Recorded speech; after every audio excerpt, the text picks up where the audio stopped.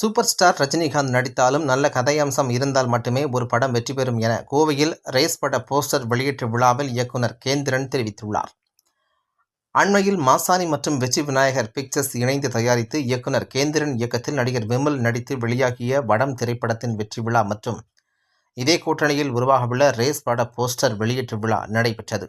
இதில் நடிகர்கள், இசையமைப்பாளர் இமான், ஒளிப்பதிவாளர் தீபக் மற்றும் நடிகர்கள் முனிஸ்காந்த், பாலசரவணன், துருவ் கார்த்திக் மற்றும் வடம் படத்தில் நடித்த நடிகைகள் என பலர் கலந்து கொண்டனர். முன்னதாக செய்தியாளர்களிடம் பேசுகையில் கூறிய அவர், தொழில்நுட்ப வளர்ச்சியால் இசைத்துறையில் பெரிய மாற்றங்கள் வந்தாலும் இசை உணர்வு உள்ளவர்களால் மட்டுமே திரைத்துறையில் சாதிக்க முடியும் என தெரிவித்தார்.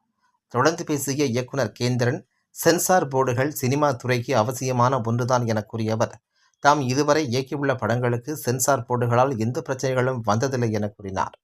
மேலும் பெரிய நடிகர்கள், சிறிய நடிகர்கள் என்ற வேற்றுமையை தாம் பார்ப்பதில்லை என தெரிவித்த அவர், நடிகர்களுக்காக படமெடுத்தால் அதில் பெரிய வெற்றியை தர முடியாது என கூறியதுடன் நல்ல கதையம்சம் உள்ள படங்களை மட்டுமே ரசிகர்கள் கொண்டாடுவார்கள் என கூறிய அவர், சூப்பர் ஸ்டார் ரஜினிகாந்த் நடித்தால் கூட நல்ல கதை இருந்தால் மட்டுமே படம் வெற்றி பெறும் என அவர் தெரிவித்தார்.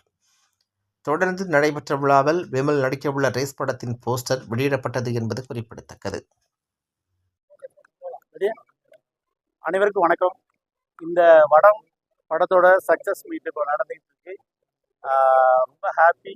படம் ரொம்ப நல்லா அது பார்த்து அத்தனை பேரும் படத்தை பயங்கரமாக கொண்டாடிட்டாங்க. ரொம்ப ஹாப்பியாக இருக்கும். அதே வேளையில் மாசாணி பிக்சர்ஸ், வெற்றி விநாயகா இணைந்து இன்னைக்கு ரேஸ் அப்படிங்கிற ஒரு படத்தை நாங்கள் அலோன்ஸ் பண்ணுறோம். விமல் சார் இப்போ ஒரு ஊரில் ஒரு வேலையாக இருக்கனால இதில் விமல் சார் பண்ணுறாங்க. அடுத்து தம்பி துருவ் கார்த்திக் அவரும் இணைஞ்சு பண்ணுறாங்க. இதில் பாலசரவன் பண்ணுறாரு. கேமராமேன் தீபக். ஆமாம், இன்னும் மற்ற டெக்னீஷியன், ஃபைட் மாஸ்டர், முருகன்படி, நிறையா டெக்னீஷியன் நான் அடுத்தடுத்த மீட்டில் நான் சொல்லுவேன்.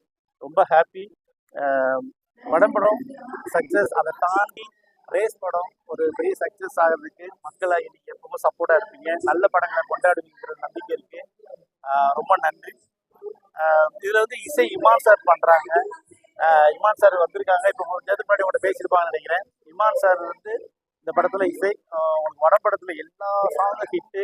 அதே மாதிரி இந்த படமும் ரொம்ப ஜாலியாக. வடம் ஒரு ஆக்ஷன் படம், ஆனால் ஆக்சுவலாக இது ஒரு ஃபேமிலி ட்ராமா, ஒரு அழகான ஒரு கலர்ஃபுல்லான ஒரு ஃபேமிலி ட்ராமா.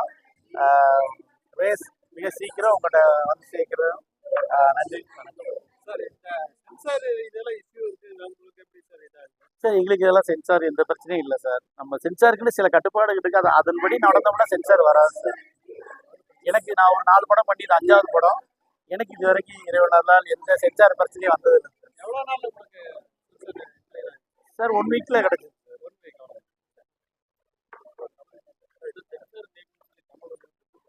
என்ன சார்? கமலஹாசன் சார் பெரிய அவர் சொல்லியிருக்காருன்னா அது காரணம் இருக்கும். நீங்கள் சார் அதுக்கு அவரே விளக்கம் சொல்லுவார்னு நினைக்கிறேன். என்கிட்ட கேட்டால் அதாவது சென்சாருங்கிறது மக்களுக்கு ஒரு தேவையானதை கொண்டு கொடுக்கணும். தேவையில்லைன்னு சொல்ல முடியாது. கண்டிப்பா சென்சார் வேணும். அதுக்காக அப்புறம் எல்லாரும் மலையாள படம் மாதிரி எடுத்துருவாங்கல்ல. சென்சார் கண்டிப்பா தேவை. ஏன்னா மக்கள்கிட்ட எதை கொண்டு போய் சேர்க்கணும், எது வேணாங்கிறது அரசு அதோட கடமை தானே. சென்சார் இல்லாம இருக்குன்னா அப்புறம் ஓடிடி மாதிரி ஆயிடும்.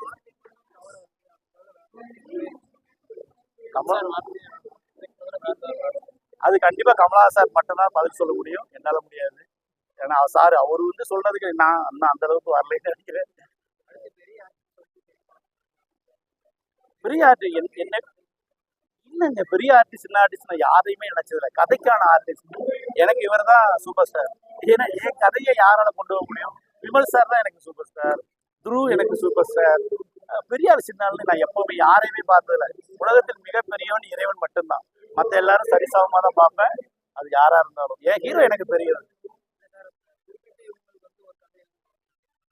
அப்படி கிடையாது. ஒரு கதை யோசிக்கும் போது ஒரு ஹீரோவை கேட்கும். ஒரு ஹீரோவுக்காக கதை பண்ணா அது மசாலா வருவாங்க. அது வேற ஒரு இந்த ஹீரோக்களுக்கு பண்ற மசாலா படமா இருக்கும். நாங்க அப்படி பண்ண முடியாது. ஒரு நல்ல கதை, நல்ல ஹீரோக்களை தேர்ந்தெடுக்கணும். நல்ல கதையை தான் வெற்றி பெறும். முக்கிய கதாபாத்திரம் முக்கியம் சார். நல்ல கேள்வி சார். ரஜினி சாரே நடிச்சாலும் கதை உள்ள படம் தான் ஓடும். அதுக்கு எத்தனையோ உதாரணங்கள் இருக்கு. Rajini sir super star. அவருக்கே கதை தேவைப்படும். கதை இல்லாமல் படம்லாம் எடுத்து யாரும் ஓட்ட முடியாது. வேணா விளம்பரப்படுத்திக்கலாம், படத்தை வச்சுக்கிட்டு என் படம் ஓடிச்சுட்டு சொல்லலாமே தவிர நல்ல கதை மட்டும்தான் மக்களால் கொண்டாடப்படும். இப்போ நான் பொருளாதார ரீதியாக எவ்வளோ ஜெயிச்சோம் அப்படின்னு கிடையாது, ஆனால் படம் பார்த்த அத்தனை பேரும் மக்கள் என் படத்தை சூப்பர்னாங்களே, அதை நான் பல கோடிக்கு சமமாக நினைக்கிறேன்.